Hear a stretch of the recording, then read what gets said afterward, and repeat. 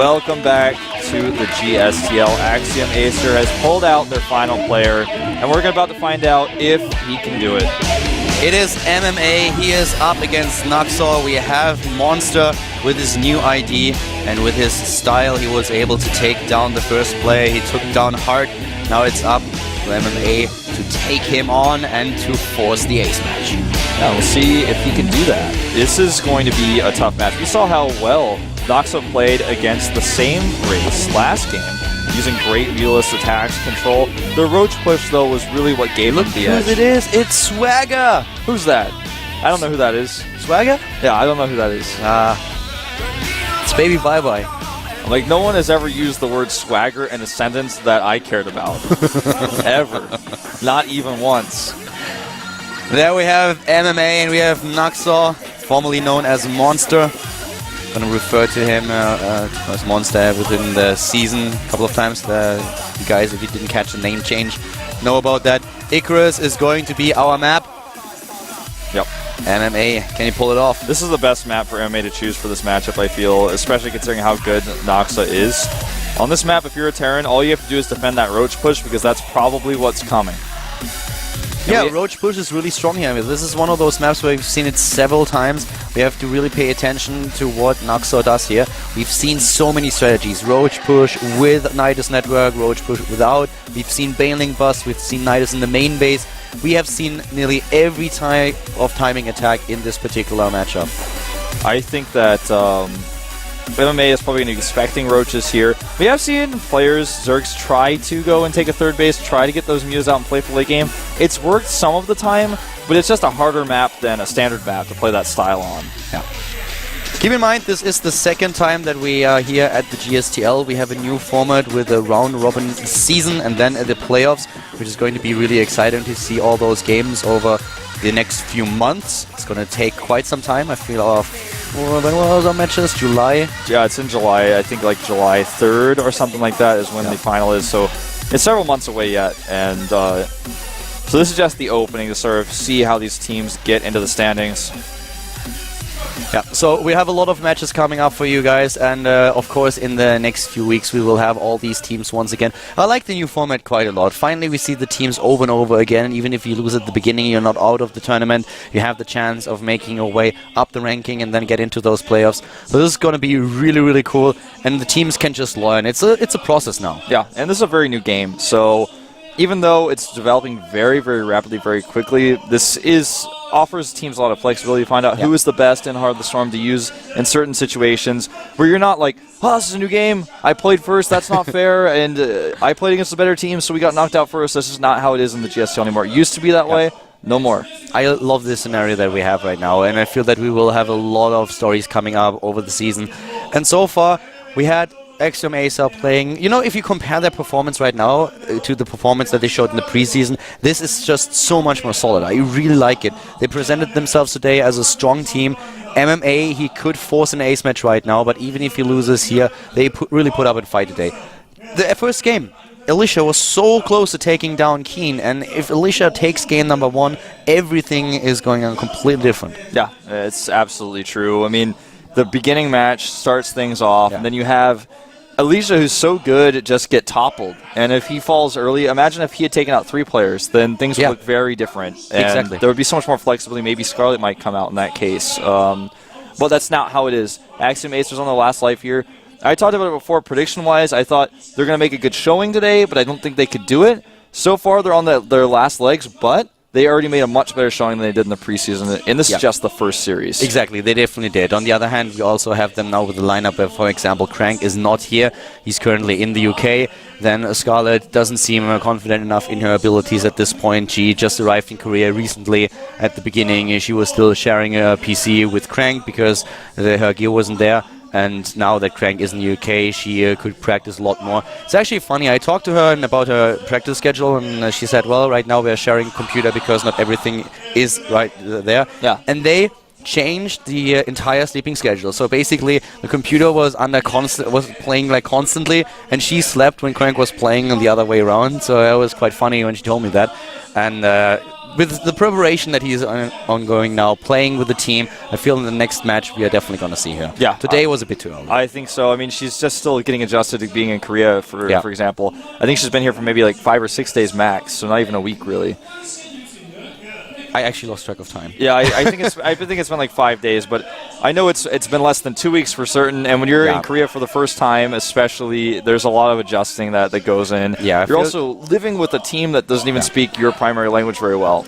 She was here a little bit longer, I feel. We talked a few days after she arrived and talked a little bit about where exactly the house is, and she wanted to know where the new studio is and where exactly, for example, Code 8 qualifiers take place, so get a bit of an idea. I just see this. I have this cheer. I can see like behind me what's happening. Is he trying to hit me? I don't think he can reach so far, but it's kind of weird because normally when we have cheerfuls like up, I can see them. But now, for me to be able to read what they say, I have to look at the preview screen, and it's happening behind me. So I guess you're going to see me look down more often now that we're at the stage. And I guess I'm looking at myself right now, and it looks a little more natural, I guess, for me to look down to see what's behind me. The guy that you saw on the screen with the, I don't know what he was trying to do, but with the punch, this guy is here all the time. He's quite enthusiastic as a fan. I cannot think of a match that we've casted that he has not been there for the past 2 months. He's there all the time.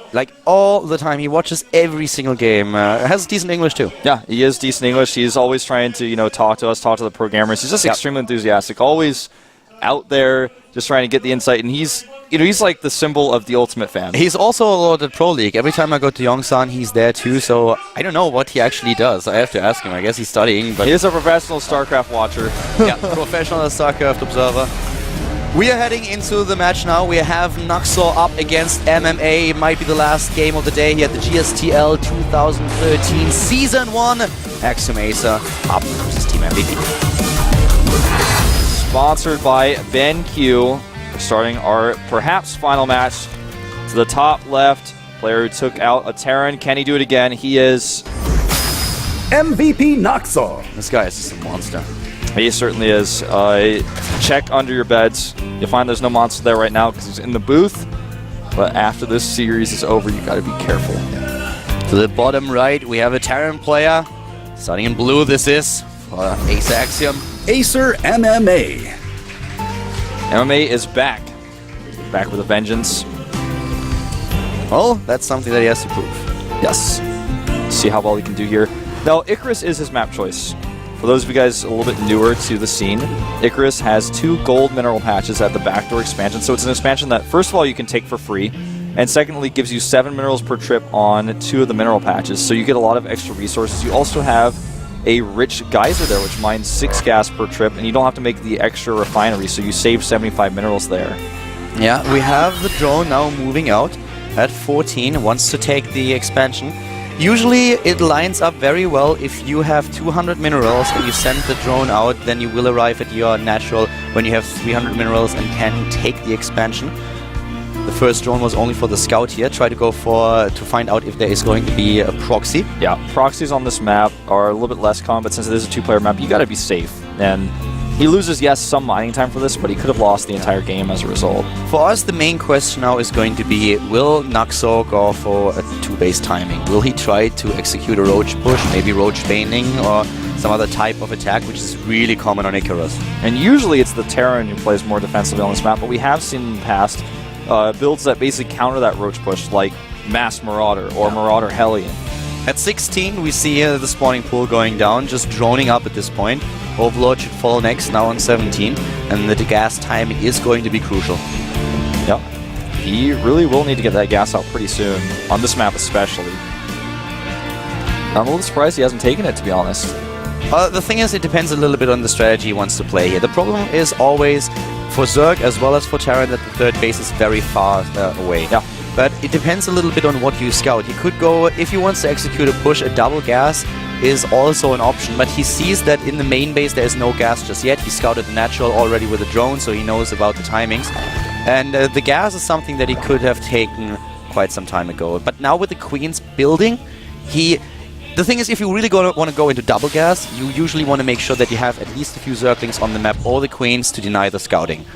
So he delays it for quite some time, and I cannot see him take a third base on this map. The distances are just too big. Yeah, it's not this early at least. Yeah, not for a while. he'll probably take that refinery, or rather the extractor, pretty soon. And usually on this map, you want to take the extractor at the backdoor expansion. He gets double overlord here. Yeah, and he looks like he wants to add those extra queens right away.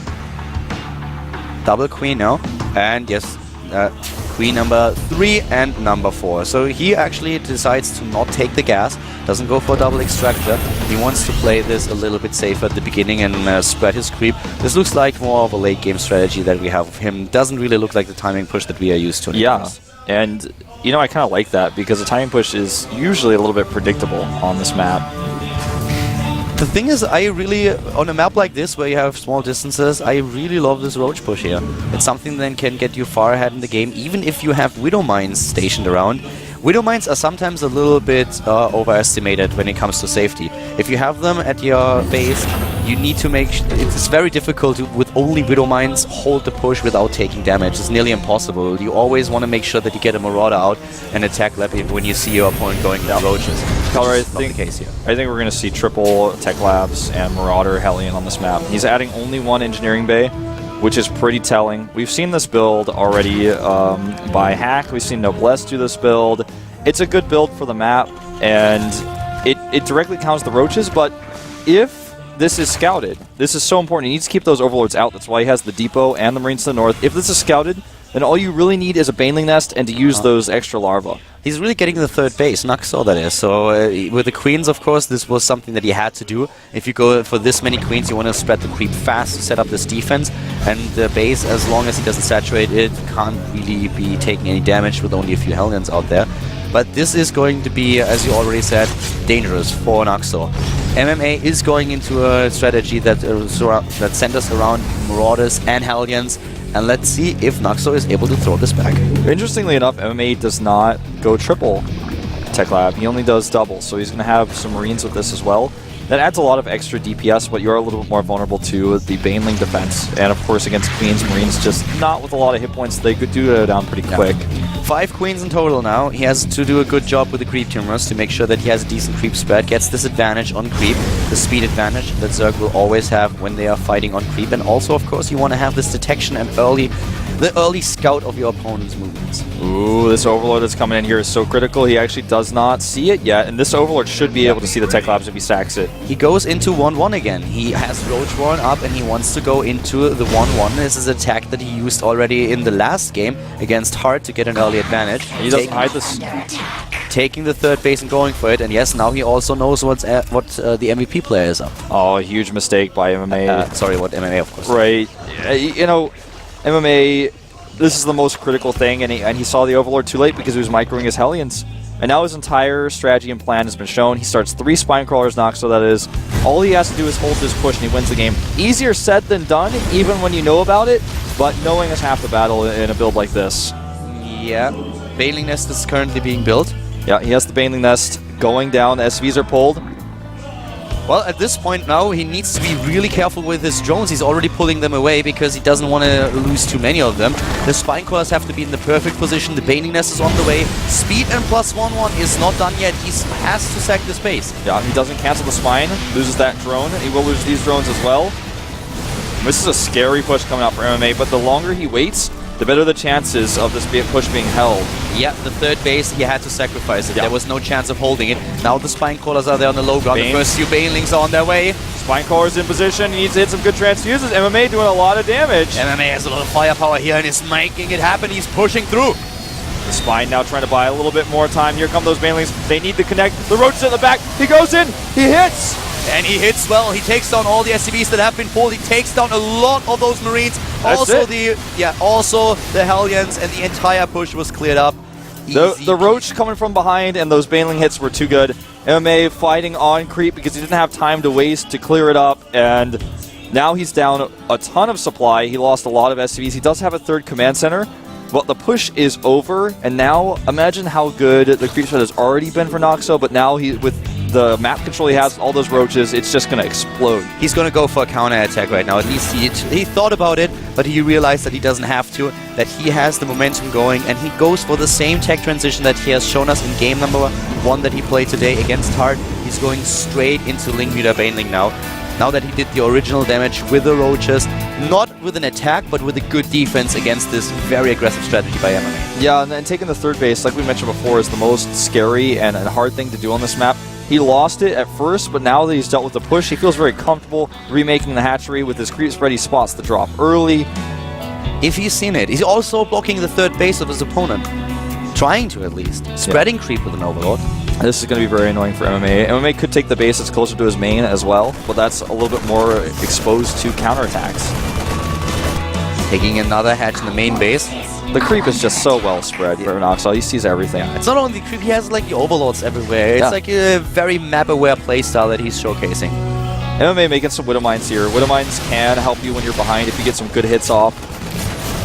They're very high-risk, high-reward units if they are targeted correctly, if they are lucky. You know, there's a lot of factors that go into Widow Mines. I'm very much surprised that he did not get any units into the main base earlier. He saw the drop several times. He must not have paid attention to the minimap, and he loses the Baneling Nest as a consequence. He doesn't have blink speed, doesn't look like, if I'm not mistaken. Well, he didn't research it earlier. I'm not quite sure if he really wants to transition. Yeah, now he's getting those Zerglings. But yeah, he didn't research it earlier. Yeah, this is, I mean, it's a choice they made that made sense at the time, but he will need to get that very soon here. Without a Baneling Nest especially, he's a bit vulnerable.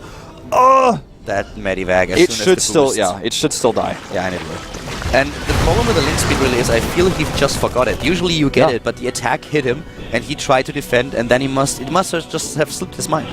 Yeah, now he's going to need it. Like, he's got 27 links. They're not just auxiliary at this point. They're part of the main army. And he really needs to get that speed out. Overlord speed on the way.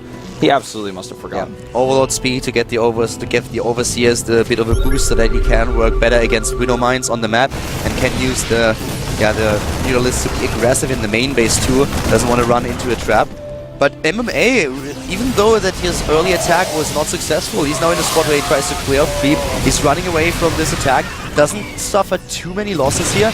This is still MMA coming back into this game, especially with the +2/+2 that he's already researching. He's creating a minefield here as well. So with these mines, if Noxo is not aware, that's why that Overlord speed that you mentioned earlier is so important. If he's not aware, he may lose a lot. And now we have the Zergling speed coming up on the production tab. He realized that he did not research it just yet. Baneling speed is also on its way. And Noxo is trying to establish a fourth base, trying to stabilize. But this is not going to be easy. MMA has successfully taken a third now. And is now just trying to defend, drop, set up some Widow Mines. Noxo will really have to micro his Overseers well because the minefields are pretty thick and they are extensive. So he's going to need to be very careful with how he moves forward. There's so many mines here. Yeah. He's playing the style that we pointed out earlier, going into Bio Widow Mine, which is very, very strong if you play it well. 12 Widow Mines on the map. You can always just have a few of the Widow Mines with your army, and once your opponent attacks, you borrow them, and the Zerg has to make a choice. Do I attack or do I retreat? It's very difficult to take down a Widow Mine that is protected by a few Bio units. The Muta count is getting higher and higher, but he can't use them to fight the army, and with the army so close on his doorstep, he doesn't really want to harass them because he will need them to help fight. Oh, nice MMA, no. Nice. Really well done by MMA. He lures him into the Widow Mines, but they are all in cooldown now. Yeah. And his army has to get away. The Widow Mines have been cleared up. The Overseers are there. And the rest of the army of the Terran players on the run now. That hatchery wants to be cancelled, but at the same time the attack is on. And the Widow Mine hits here are decent. And it looks like he will stabilize against the Zerg army. He's taking out the Mutas, he's getting the Roaches down. There's too many Medivacs here. That was a bit of a misstep by Noxo. He attacked and he didn't realize that the shield for the Mutalisks is gone. When you have the Marines to deal with them and you stim, they are so strong, and +2/+2 is done for MMA. This position was so well set up. He had Widow Mines, he had 2 minefields, and he lured his opponent in both of them. MMA now has nearly evened out the supply. And killing that base at the top right is really important too, because if that base had finished, then Noxo would have the economy to continue to produce units rapidly, but now he's basically on even footing when it comes to MMA. And Noxo is trying to go in and to end this now, trying to go for as much aggression as he can muster. But those Marines, they take out every single Mutalisk, and you can't afford to lose the Mutalisks in this situation. They are so valuable to you. He even lost the Overseers as well, so that's going to be something he has to remake, because if he tries to ignore the Widow Mines, that's not going to happen. That is really well played by MMA so far. The Widow Mines that he is rebuilding now, they will give him a lot of map control. He's already used it in the middle of the map in the center, protecting the Zanaga Watchtower. He's going into +3/+3 right now, and this is giving him so much strength. 2 more mutas, 3 more mutas go down. Nice targeting by MMA. This is looking worse and worse for Noxo all the time. You know, the game is not over yet, but MMA definitely has the lead now. Look at this.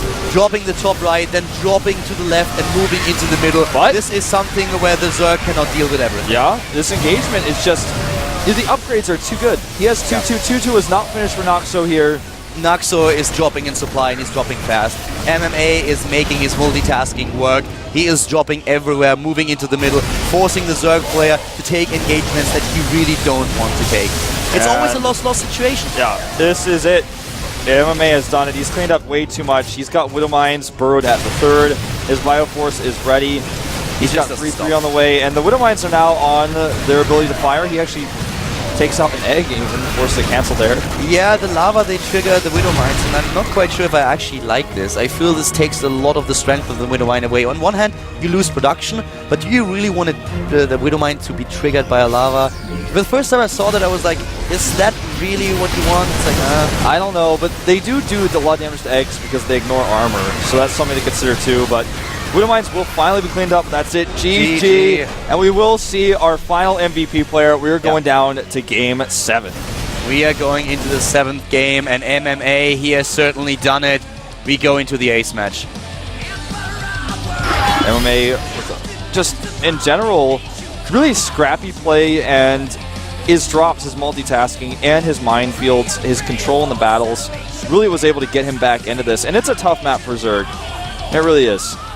Yeah, I thought for a little bit after the attack that he held off, if it would have been a choice for Naxo to actually go for the aggression. He thought about it and then he decided against it. We knew that there were no Marauders in the base. He was just building them. So he could have pushed out, he could have done it, he could have broken through the supply depot. And even if MMA pulls the SCVs to repair, he just takes the workers down and gets the lead. He didn't know that though, so the choice for him was to go back to play it safe.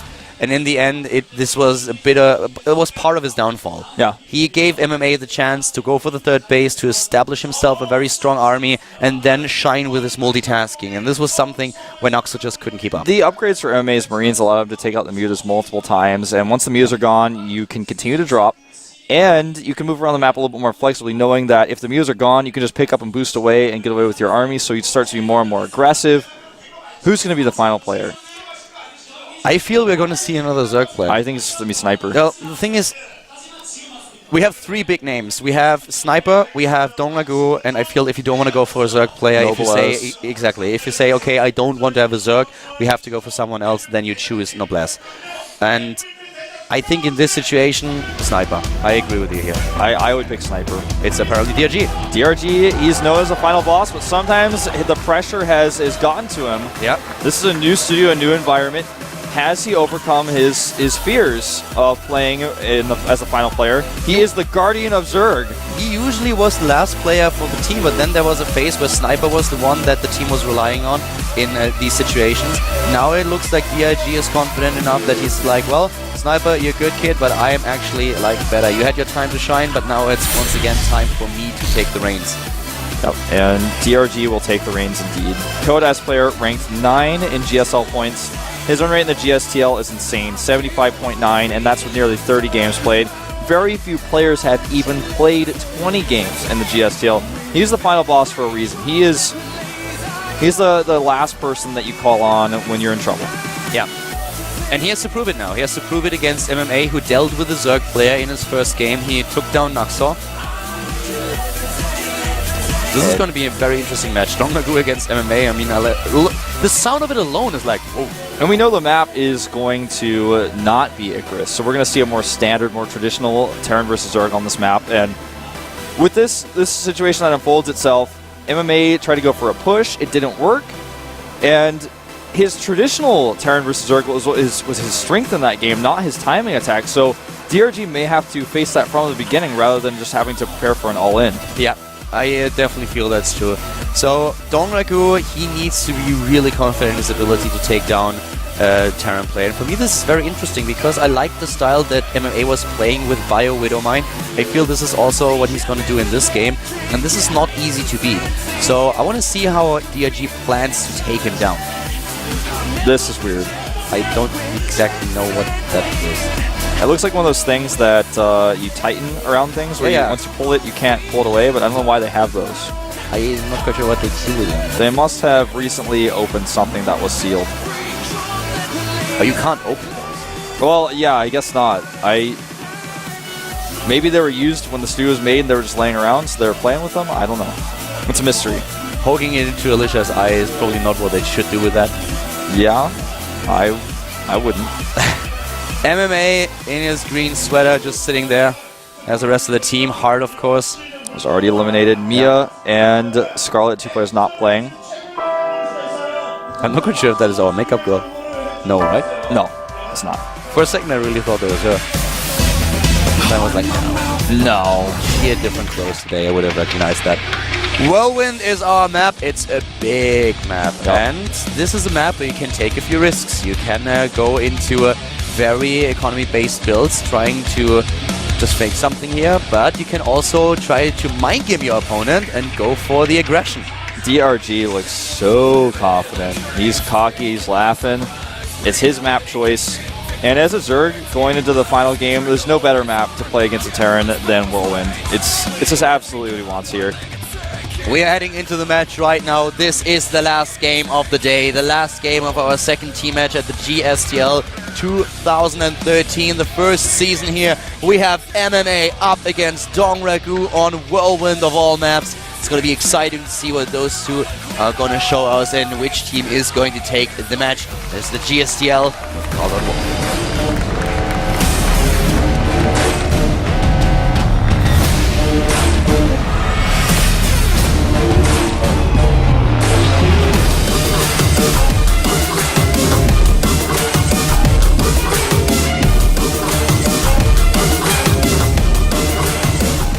Well, StarCraft crashed. Yeah, so it did.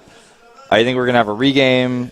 It was just the English observing computer that fell apart there, so not the computer crash, just StarCraft, so we'll be back in it in just a moment. Exactly. Legend is already loading up the client again, and then we will head into the game once more. But we have Whirlwind, and I really like Whirlwind as a map here. We've seen a very exciting Terran versus Zerg matches in Wings of Liberty at the end, and ST was playing on this map several times. We all remember his game against Alive, which was very insane. Alive coming back and taking the match then, so that was very interesting to observe. But today, we're going to see a very aggressive style. Both players could actually go for the aggression. Yeah, it's definitely possible. I think actually what we're going to see from MMA, which I'm really excited to see, is Mech on this map. That's what I'm expecting. He's shown Mech in the past. This is a great map for Mech against Zerg.